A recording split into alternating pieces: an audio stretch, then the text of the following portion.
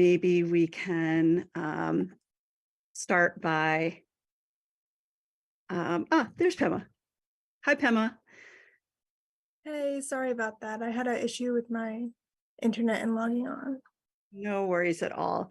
Actually, we were just going to start off with some introductions. I wonder if everyone from the Hadley Learns community wouldn't mind also participating, and then the students can go next with intros. Perhaps I'll start. Humaira Fasyuddin. I've lived in town since 1997. I have three children who all went through the Hadley school system for most of their lives. I also happen to be on the school committee, but my role here at Hadley Learns is as regular parent, student, learner alongside other Hadley folks wanting to understand more about equity and justice related issues. I'm going to pass the mic over to Will. Will, would you mind introducing yourself? Hi folks, I'm Will Fidenauer. I am a grad student at UMass. I moved to Hadley almost 3 years ago now, and I've been a part of this wonderful groups ever since then. Yeah, really excited to hear what y'all have to say tonight, and excited to see what you put together. Thanks, Will. Moving next to Sarah. Hi. Maybe I'll turn my camera on for a few minutes anyway. That'd be great. Yeah. I'm a member of the DEI committee, and I've been doing Hadley Learns for, I guess, a little over a year, maybe. Is it a year or two? I can't. It might be 2 or 3. It's like, yeah, if it feels like it was a year, it was probably 2 years, except that it was maybe 3 or 4. I don't know. Yeah, because I joined the diversity committee during the pandemic, and Hadley Learns during the pandemic when everything was on Zoom. I think so. Yeah, 2020. Yeah. So 3 years. Yeah, it's been really cool doing both, and yeah, learning a lot and meeting people that help me feel like I'm not a weirdo. Indeed. And yeah, and getting to know other people that they're interested in and working on all these different issues that all interlock with each other. So any little piece of it that you're doing is worthwhile and good. So yeah. Thank you, Sarah. Thanks.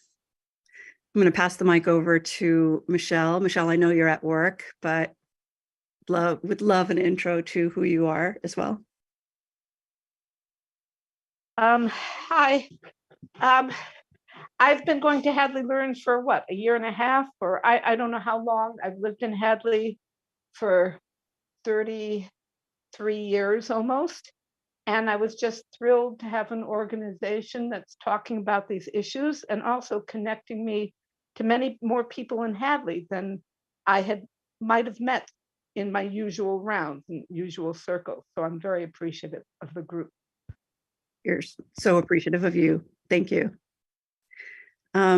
Passing the mic over to my colleague, Mara Breen, who alongside Tony Lynn and I does a lot of the organizing related things. Rocky, it looks as though Sorry, she's just logging on real quick. Right. Yeah, she'll be on in like 2 seconds. Okay, awesome. Awkward silence until then. Okay, maybe you could share a few words about your mom. About my mom? Yeah. Well, my mom, she's Mara Breen. She's lived in Hadley for almost 16 years now. Because yeah, they moved here 11 days before I was born, which I think is pretty sick. I don't know. She has 2 kids, including me. Both of which, well, Ada went through the Hadley school system. I'm going through the Hadley school system. I don't know. What do people not know about her? She's a professor of like cognitive neuroscience over yonder at Mount Holyoke college. That's fine. I'm sorry. Also- What do people not know about my mom? Softball coach extraordinaire. Oh yeah, yep. She coaches softball. She also is the leader of my Girl Scout troop and was also the leader of my older sister's Girl Scout troop. That's cool. Very- She's a real community person, I guess. I would say. Yeah. Yeah. I don't know. I feel like that's all I got. That was wonderful. Thank you.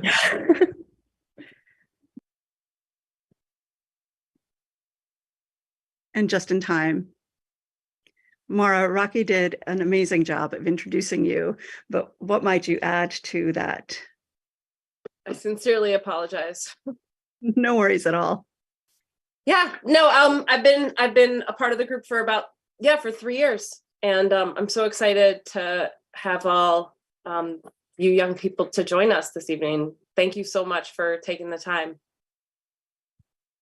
Awesome. All right. I'm going to pass the mic over to you, Pema, and then I wonder if you could introduce yourself and then pass the mic over to each colleague and then take us into the presentation. Sure. So I'm Pema. I've lived in Hadley and I've been a part of the Hadley school system for my entire life. I've been in diversity club since 9th grade and I'm now the president. And we've been working on this project since during quarantine and kind of adding on to it each year. And now this year we're finally going to be presenting it here. And I will pass the mic over to Lucy. Hi, I'm Lucy Howard. I've also lived in Hadley my whole life. I've been in the diversity club pretty much same as Pema my entire time at Hopkins Academy. Yeah, and now I will pass the mic to Sarah. Hi, I'm Sarah Wright. I've lived here since 6th grade. I've been in diversity club since 9th grade, and now I'm the media specialist, so I run the Instagram.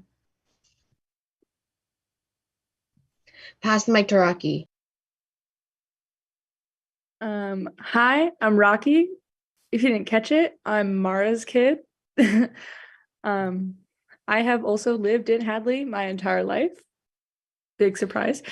I'm a freshman at Hopkins and I do public relations for Diversity Club. And I've been in Diversity Club, I guess, since last year. So 2 years now, going strong. I'll pass the mic to Mr. Emerson Thorpe. Hi, I'm Emerson Thorpe. I've been in the Hadley school system for 1 year and diversity club since the beginning of the year. I'll pass to Saram. Hi, my name is Saram. I'm a freshman. I've also been in the Hadley Public School system my entire life. I've only joined Diversity Club this year, actually, and I don't really do anything in particular. I just kind of help, I guess, in general. I don't know who else to pass the mic to. I think back to Pema. So I think we have one more person. Did we hear from Halber? Hi, I'm Palver Zidek. I'm in 8th grade and I've been in diversity club for like a year now. Wonderful. So nice to meet you all. And so glad that you reached out, Pema, on behalf of the team to present this important project to the Hadley Learns community. I'm going to, and the Hadley community at large. I'm going to make sure that you are a co-host so that you can share your screen and tell us a little bit about the inspiration for this project and take us through it. Making you co-host right now. Terrific.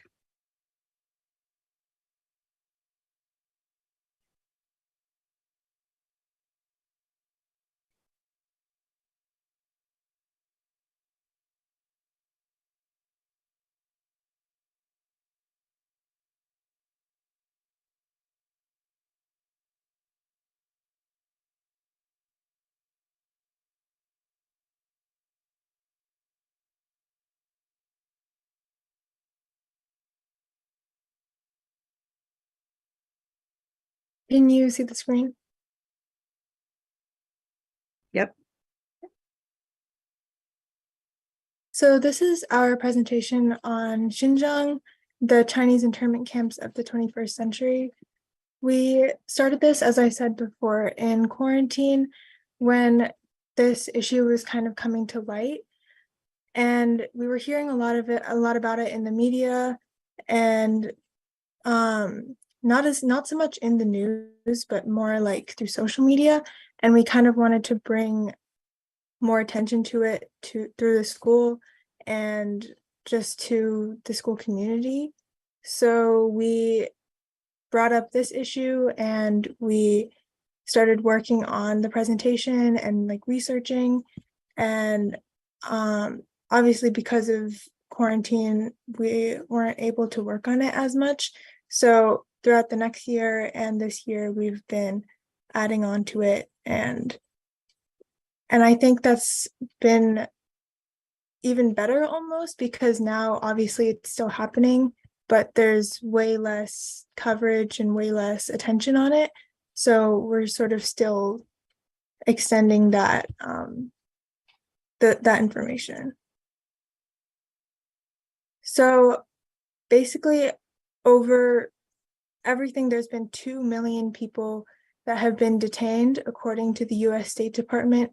And that's kind of crazy considering we are barely hearing about it anymore, but there are 2 million people as part of these internment camps.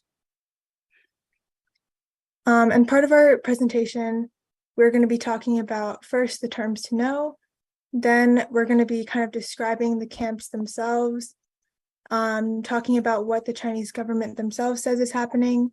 We're going to be explaining why this is occurring, talking about the treatment within the camps. How do we know that this is all occurring, and more evidence behind that? The world's response, companies using forced labor, and we're going to be making some connections to past historical events and to now, and talking about the recent UN report that came out earlier fall this year. Adidas, Apple, BMW. And I think whichever member was going to talk about this, I'm just going to pass it off to you. Okay. This is not in order.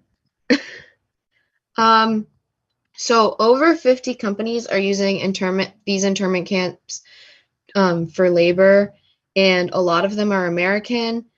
This includes Abercrombie and Fitch, Adidas, Apple, BMW, Calvin Klein, General Motors, Gap, Jaguar, LL Bean, Skechers, Volkswagen, Victoria's Secret. And these are all companies that are majority of people use daily. For example, there's Acer written there. I have an Acer computer. But whether it's the H&M shirt you're wearing or the Nike sneakers you have on, you should care about how it came to be, because these companies are taking advantage of the people in these internment camps. These are wealthy and popular, world-renowned companies that should be able to afford and provide correct working conditions for the people under their supervision. And taking advantage of the people kept in Chinese internment camps is using slave labor for the company's benefit, despite these companies having so much money in order to pay their employees. Along with the bare minimum or free pay, these people are forced into harsh working conditions as well. They are in cramped areas where they work, where sickness can spread, and especially because of COVID too, you can also spread it even faster. Violence, constant hours, and surveillance, and they ban the religion, are disciplines people face inside of factories that BBC described as a prison with barbed wire, watchtowers, cameras, and a police station.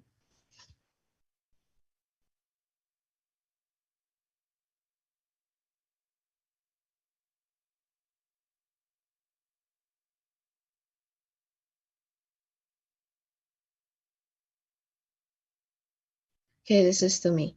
In order to fully understand this issue, some background information on the region is required.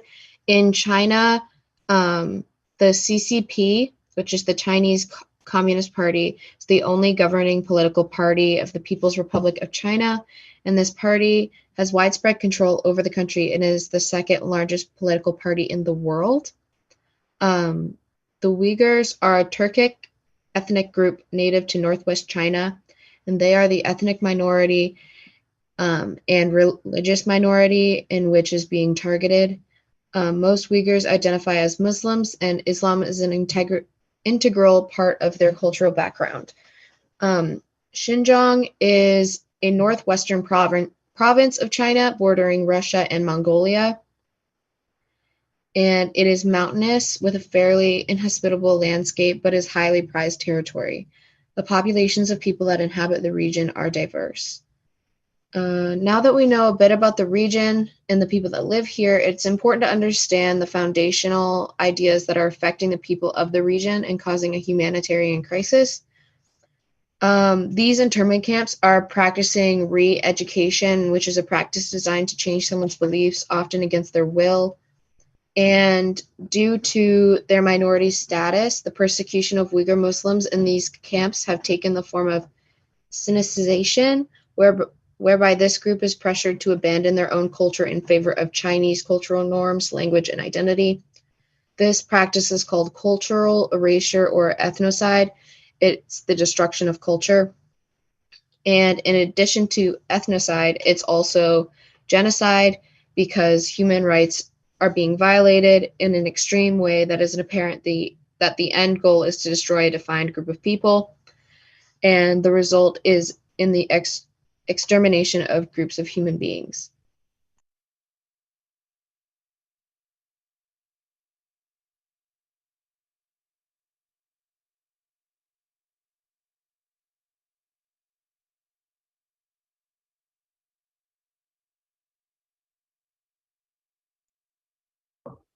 So these are two satellite photos of the camps that were taken about 3 years apart.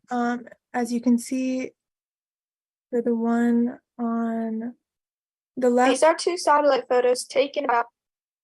Sorry about that. It was from 2015, and the one on the right is from 2018. On 3 years later, like, a lot has changed. There are large buildings, guard towers, and when they looked closer at it, they could see that there were many Chinese officials, and they called it like a mini city sprouting from the desert and bristling with cranes, a row upon row of giant gray buildings, all of them 4 stories high.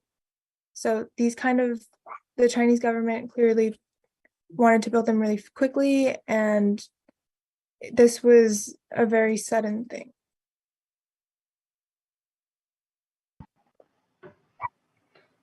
Oh, this is a map of over 380 detention centers the Chinese government has spread out over China.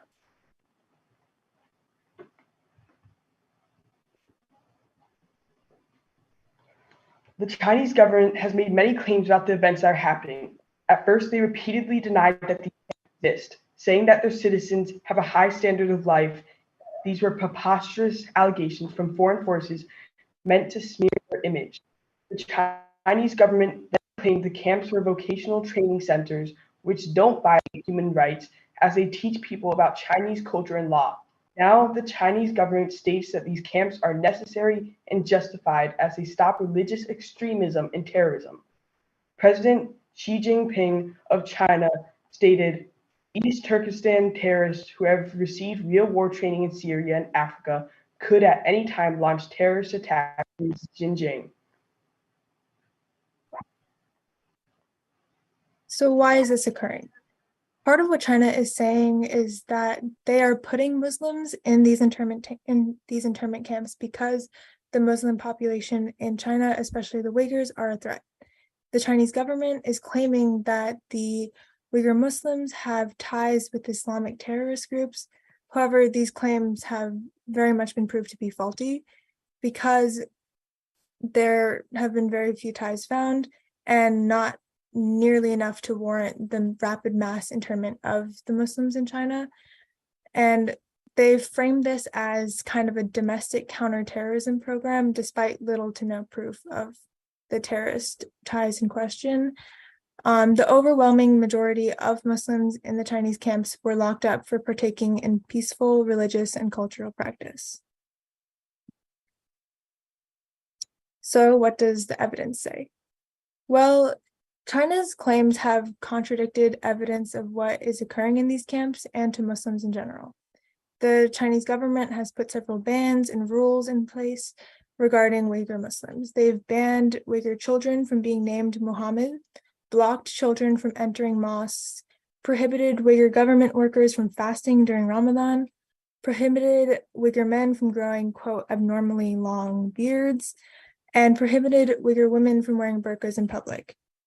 Their claim that they are putting Uyghurs in internment camps because of a terrorism crisis is proved false by the fact that these rules and many of the others that are put in place by China are not at all related to threats of terrorism. Instead, they exhibit Islamophobia. Then what is the truth? China's ulterior and true motive appears to be stamping out Islam. They clearly want to achieve this as soon as possible, as revealed by how they separate families without consent, putting parents into camps and children into state-run facilities where they will be brought up the way the Chinese government wants. This is not unexpected for the CCP, as they've always been averse to religion as a whole. They currently only allow certain branches of Christianity, Islam, Buddhism, and Taoism to exist in China under their strict control. Yet the Chinese government still targets these people who practice these religions. The image on the right shows a halal restaurant, one of many in China, that was forced to remove their Arabic and Islamic symbols. They were told that this demonstrated foreign culture and you should use more Chinese culture. This serves as evidence that China believes that culture that is not wholly Chinese subverts conformity.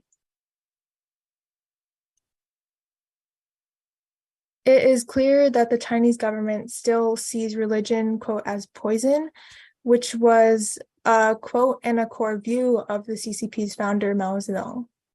Roderick Y., the former first secretary in Britain's embassy in Beijing, states, "The party has always had trouble with religion one way or another, because often religious activity tends to imply some sort of organization. Once there are organizations, the party is very keen to control them. They do this because they see religious groups as foreign influences that undermine the total power of the government, because a higher power is an authority that is not the CCP, whether it be religious leaders or gods. So as a solution, the government designed internment and labor camps for religious ethnic groups like Uyghurs, Kazakhs, Hui, and Tibetans, and these camps attack the religion and culture of these groups, both overtly and covertly through torture, displacement, and re-education."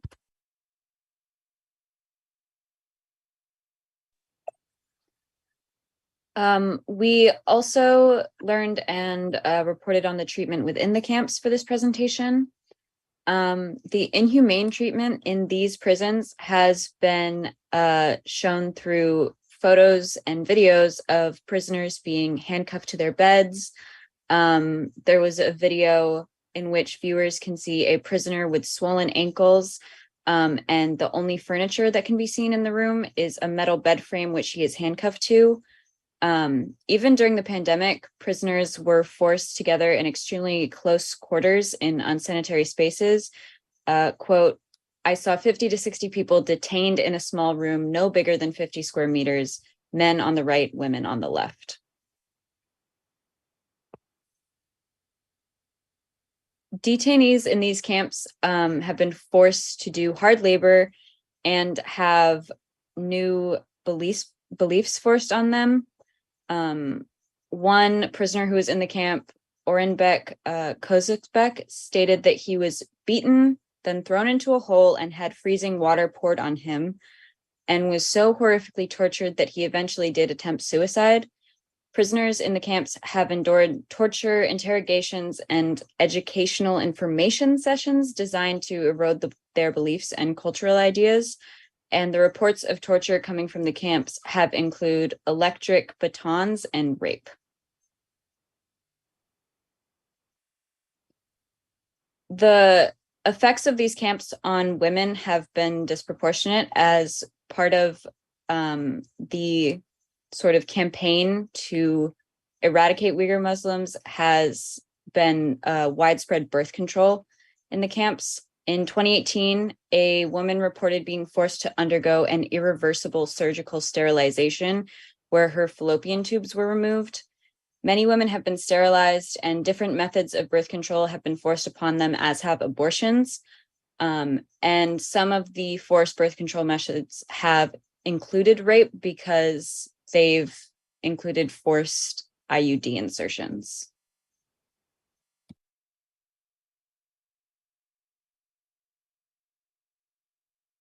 Okay, so how do we know that this is occurring? So, as the result of a 403-page long document released in 2019 to the New York Times, we know that China had created the re-education camps. Furthermore, in 2020, another source was shared with the New York Times. This was a 139-page long spreadsheet that identified a ridiculously large number of people that had been held in indoctrination camps and additional information on these prisoners' relatives.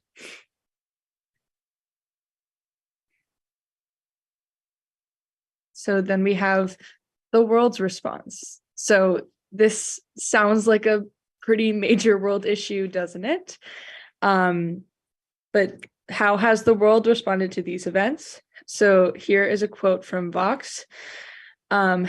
Despite these reports of human rights abusers being committed against the Uyghurs, international responses to the crisis have lacked urgency. The UK government has spoken out against the abuses, and the US has imposed sanctions on China, but widespread action has been absent, including from Muslim-majority countries.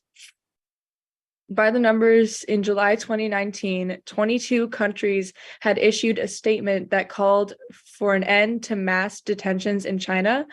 However, 37 countries have agreed with China and their, quote, remarkable achievements in the field of human rights. You will see this data on the next slide. The Associated Press argues that some countries are possibly benefiting from the forced labor in these camps and therefore would not be as inclined to condemn the actions. However, the United States and some other countries have since made it clear that they do not support the actions of the Chinese government. And most recently, in late March of 2021, the EU put the first sanction on China since the 1989 Tiananmen Square massacre, with sanctions on 4 senior Chinese officials and the Public Security Bureau, the Xinjiang Production and Construction Corps. But if it's been described as the worst humanitarian crisis in the world, which it has, why is there such a suspicious lack of media exposure? Even if the governments of these countries make statements, legislations, etc., citizens of them won't necessarily have access to information and ways to help. The world's responsibility, as we have seen, is to develop awareness for these humanitarian crises and allow for widespread action against them. And again, this slide shows the specific countries that condemned China versus supported China.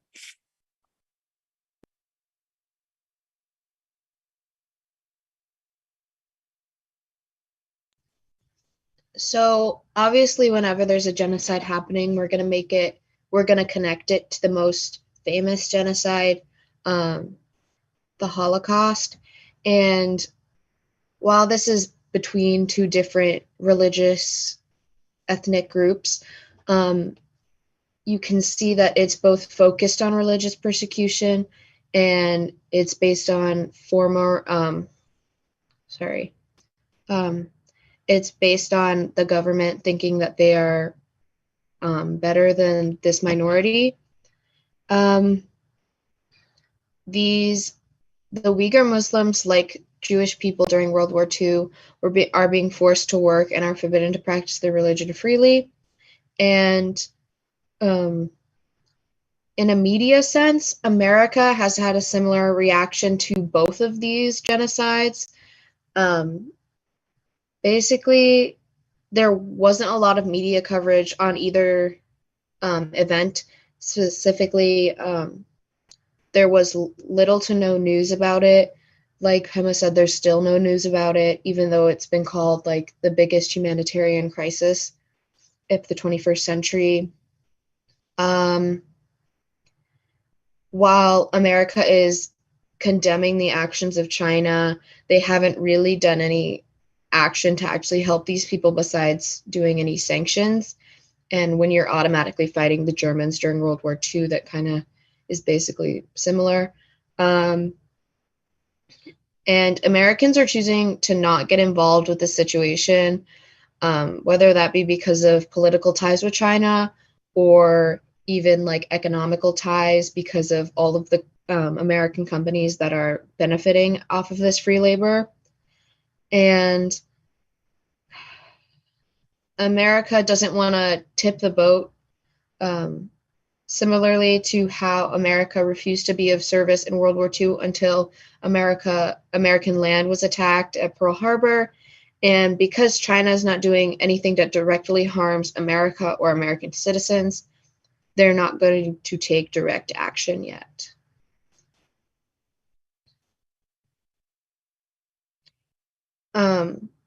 But should we make these connections between these two different times that humans have been horribly slaughtered?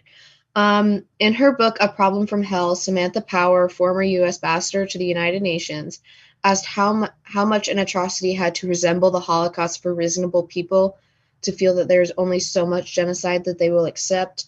You can even see this in education, where you learn a lot about the Holocaust, but there have been like decades and decades of genocides that have happened since then, but no one really talks about those. Why can't we spread the opinion that there should be an end to all genocide, no matter where it is or how many people are involved? And why can't we simply act when we see that humans are in danger?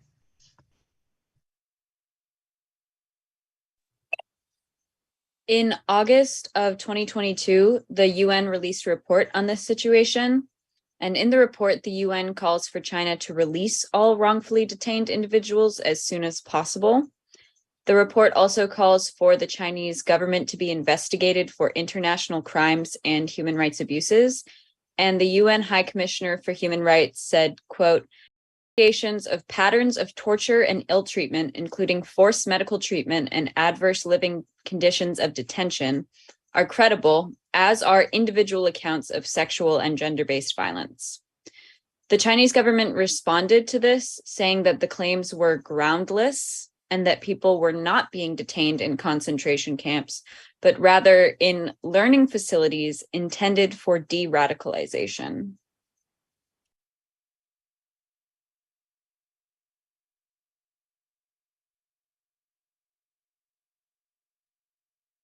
So that was our presentation. We'd be happy to take questions. I believe it's a Q&A now. And if you want to unmute and ask your question, and any of us from the Diversity Club can answer them. First of all, congratulations on an excellent presentation and bringing this outside of a regular school presentation and into the community in a way that is shared more broadly and in a lasting way. I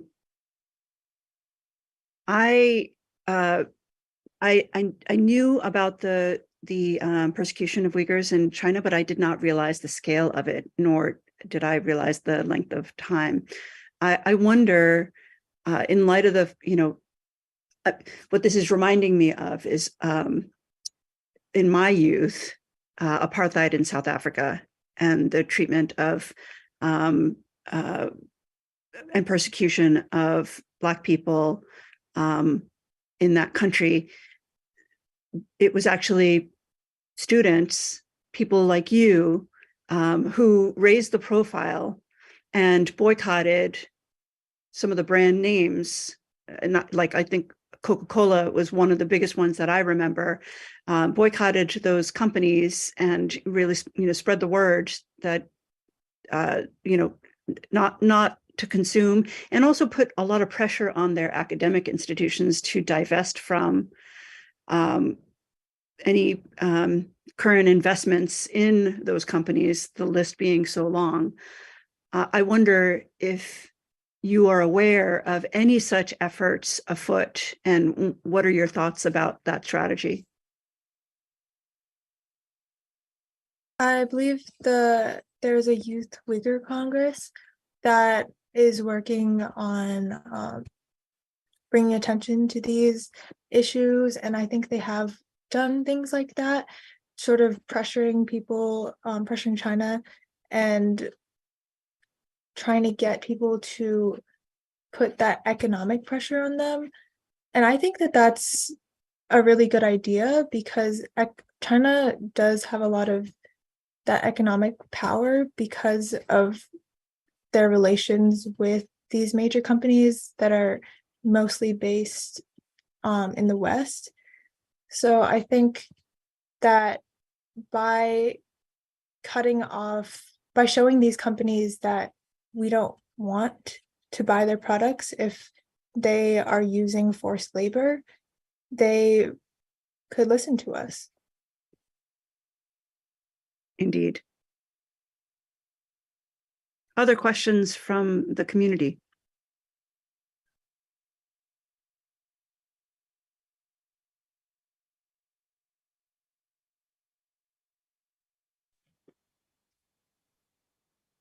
Hi, Michelle. Hi. If people are interested in, helping out or supporting people who are working on this cause, what are the best places, to hook into the opposition to the oppression? I have a friend who's very concerned about it, and I forgot to invite her tonight. She's a Hadley resident, but I'm sure she would love to know what she can do, if there's anything she can do. Michelle, be sure to share with her the recording on the Hadley Media website. There will be a recording to share. But Pema and colleagues, to Michelle's question, where can people plug into action? I would say looking up different groups, like I mentioned, the Uyghur Congress, as well as there's Students for Free Tibet. And there are a lot of other groups that are in opposition to what's happening in China and working and that are working to fight back against these issues. And there are marches that go on, protests, social media events, things like that you could join and sort of add to the masses. For American-based institutions for this project, the Uyghur Human Rights Project is it's based in Washington, D.C., but I believe that the project is like available all over the country, and they're mostly focused on like advocacy and spreading awareness. I'm not sure exactly what sort of action they take, but that would probably be a good thing to research.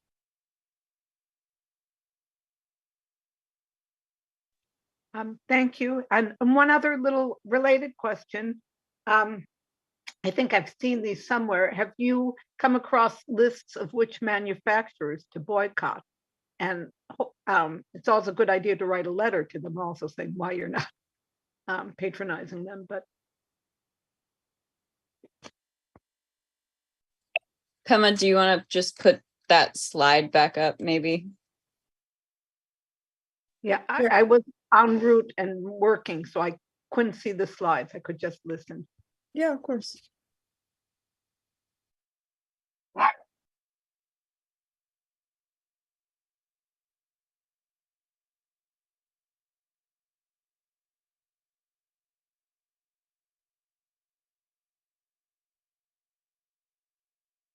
So some of them were Abercrombie and Fitch, Acer, Adidas, BMW,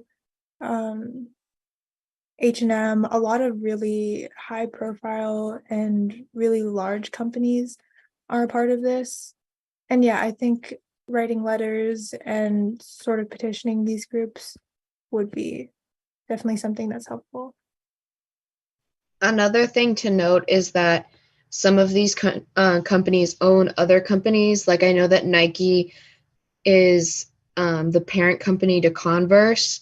So you have to watch out for that because they have many companies that they might, that definitely are using the same kind of labor.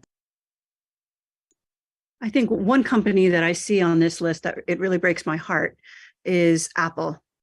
And to know that the explosion of economic commerce that has come from Apple having the iPhone manufactured in China has contributed to this.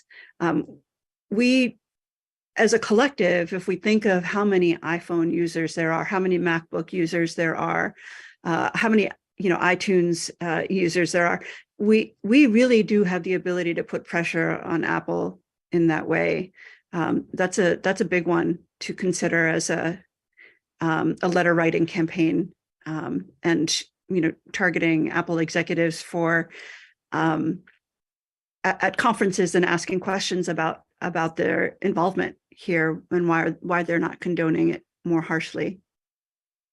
Yeah, absolutely. And these are also billion-dollar companies that absolutely have the resources to not be using free forced labor. And they can definitely afford to be moving their manufacturing to more ethical ways.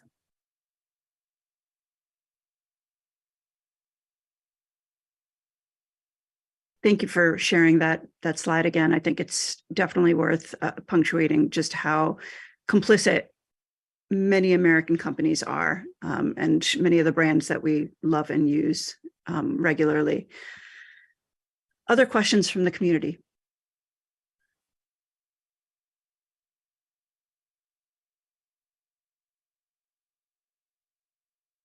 Yes, Mara. I'd be curious to hear more about the Uyghur Muslim culture and geography, and what is that area like? Yeah, what's their history been? If anyone can speak to that. So looks like they're covering such a wide, it's such a huge area of land, and so I'm thinking, what is the experience of living there? And then also thinking about the arbitrariness of country boundaries. And so where are they culturally connected to the north and to the west?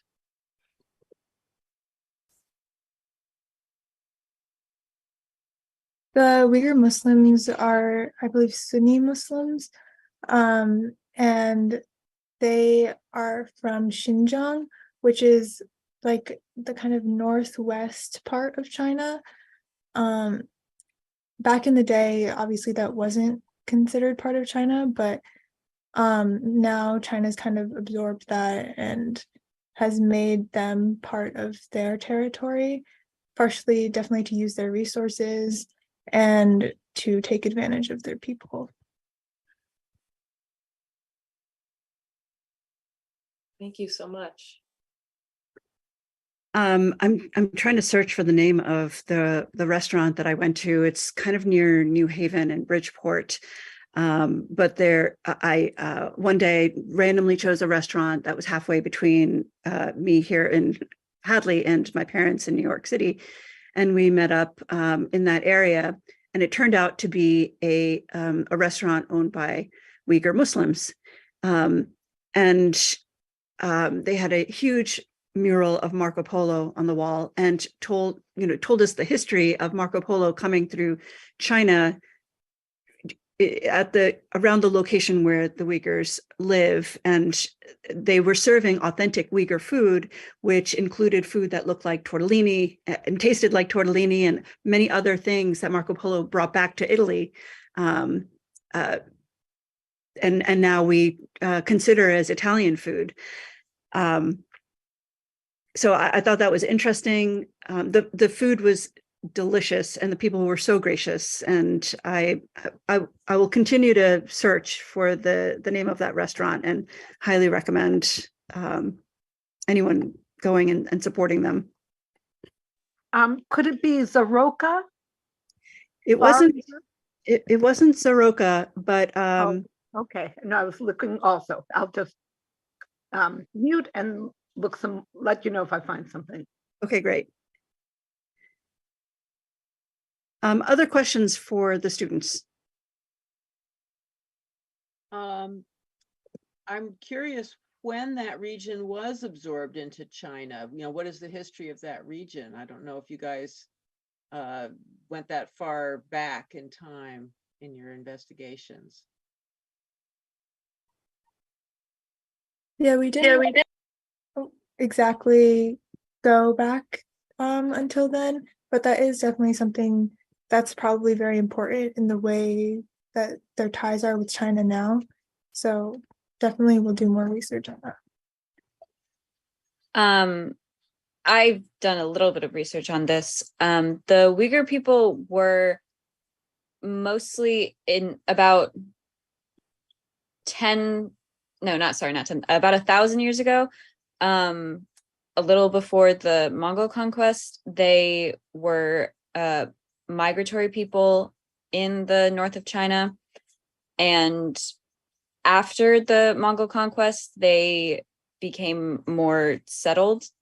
But they were there long enough, like at least 800 years, so long enough in a settled space that they developed a language that was distinct from other forms of Turkish, and they made even some like major changes to the Persian alphabet that they use. It's distinct from other forms of that. So they were originally nomadic, but for centuries have been settled in the region.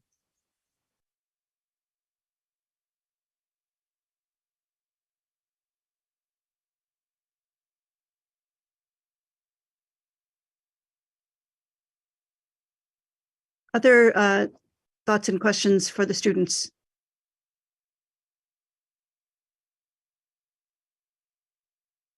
Yeah, I think you make an interesting point that it seems like a lot of the genocides that have happened somewhat recently have gone, I wouldn't say completely unnoticed, but lesser noticed than they definitely deserve to be. I'm wondering if you've read anything that talks about kind of the warning signs of what we see in a government or in a regime before a genocide starts to happen, and if there's anything that we can learn from that in terms of trying to figure out which places are at risk for this type of situation in the future.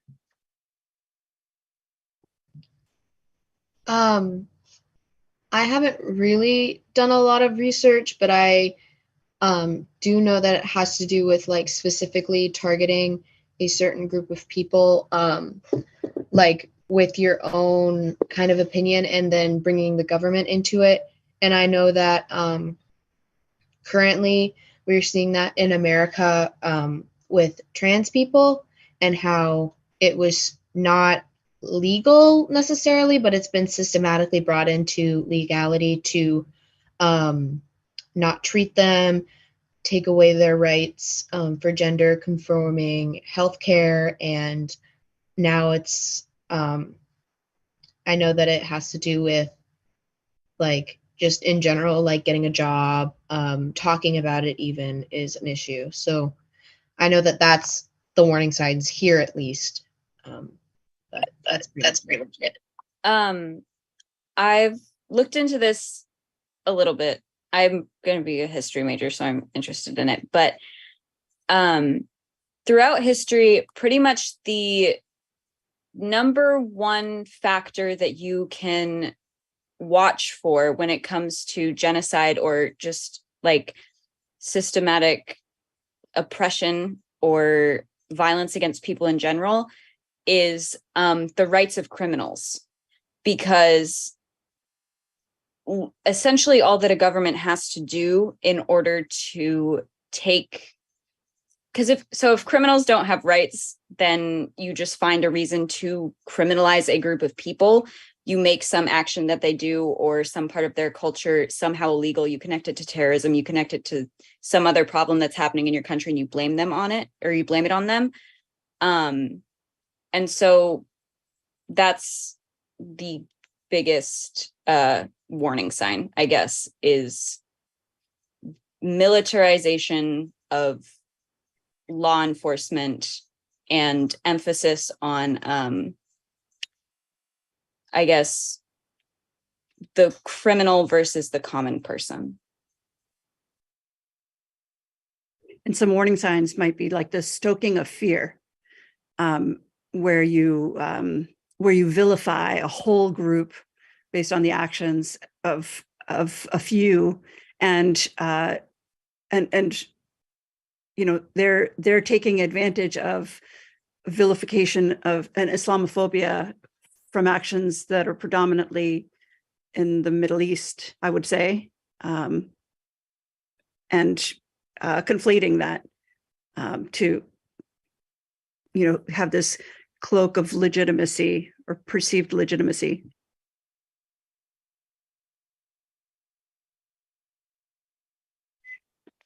Can I add something to that? Yes. I mean, just historically, very often vilification of a particular group is used to unify people when the government or whoever is in power, if it's not, you know, king, monarch, or whatever, is not able to hold the whole together politically. And it sort of, it divides people from each other, and it takes the focus off the oppressive system and onto a particular group of people.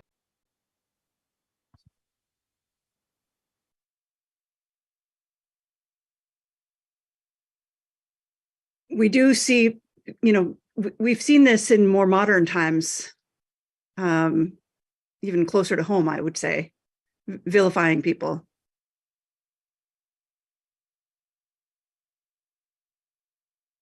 One of the biggest connections I see with the vilifying of a certain group of people is the Rwandan genocide, because that was a horrible tragedy that, again, wasn't really dealt with correctly.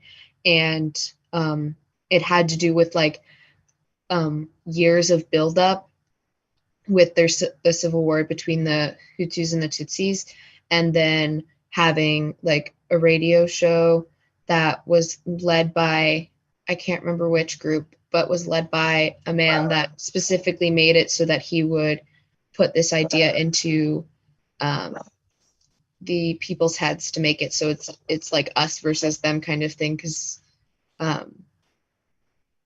I can never remember which group is which, but because one of them was higher in the government than the other, and they had more control or something like that. And that's always the us versus them kind of issue with genocide.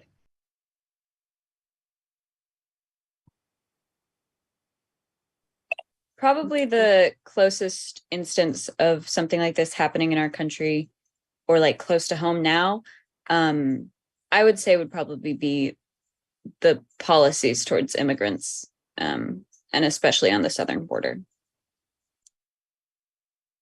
Which we're seeing heat up now that pandemic era policies are going away, and there's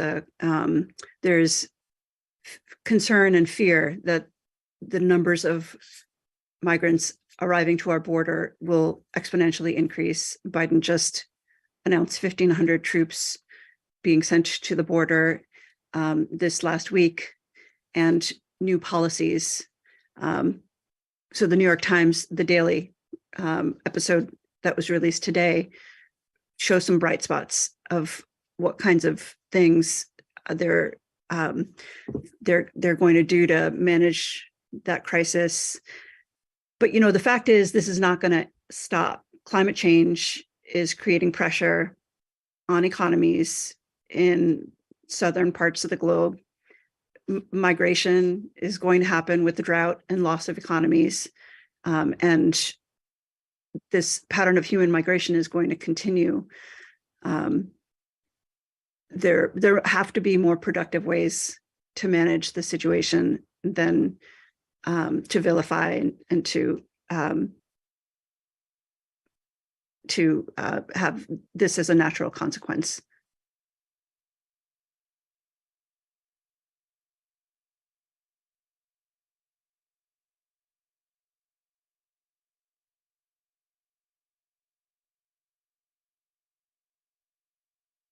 Any other thoughts or comments?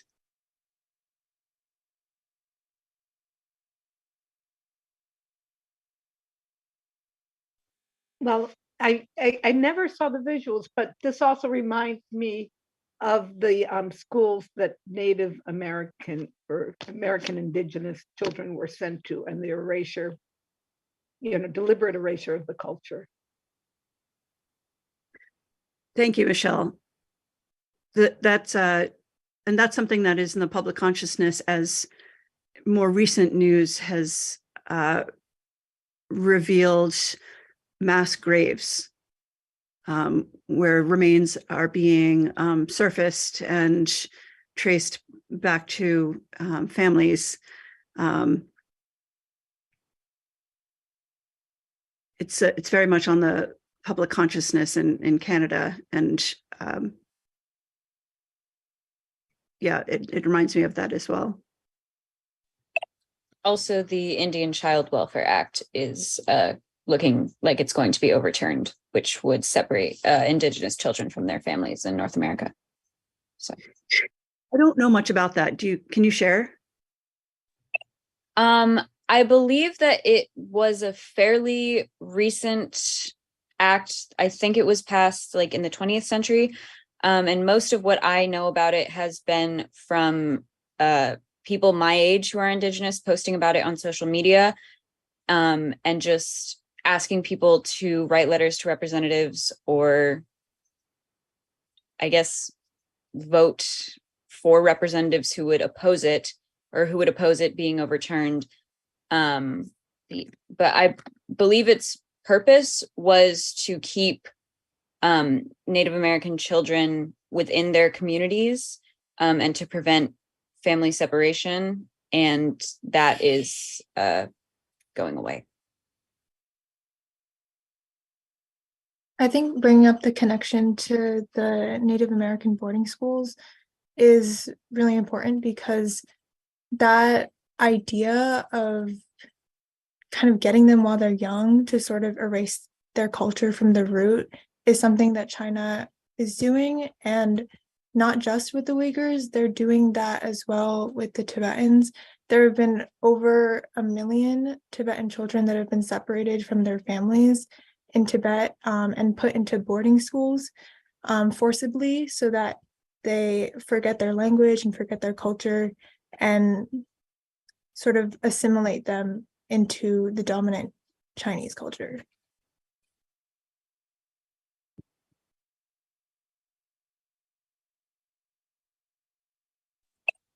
The Indian Child Welfare Act gave tribal governments jurisdiction over children who lived on reservations. And it is not in Canada, it's in the United States. And if it is overturned, that means that the state governments will have jurisdiction over Indigenous children. Thank you for raising our awareness about that issue. I had no idea.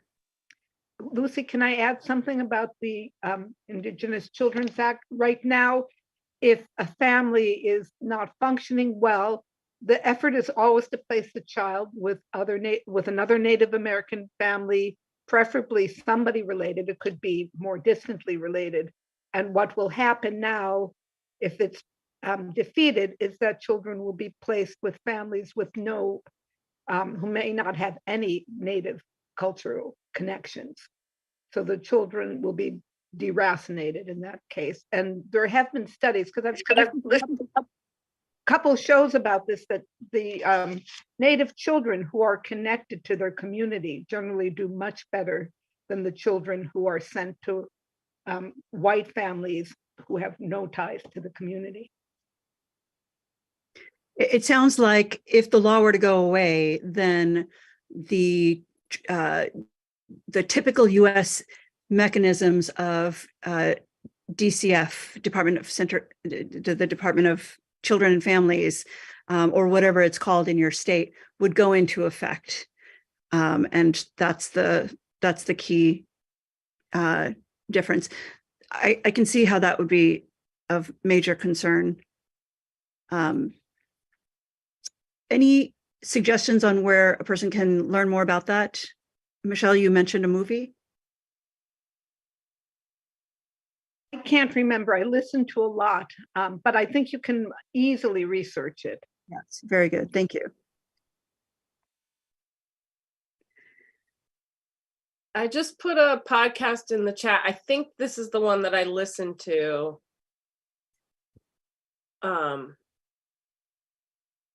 It all comes back to a single case. So it's a really interesting exploration. Yeah. Thank you. Thank you for sharing that.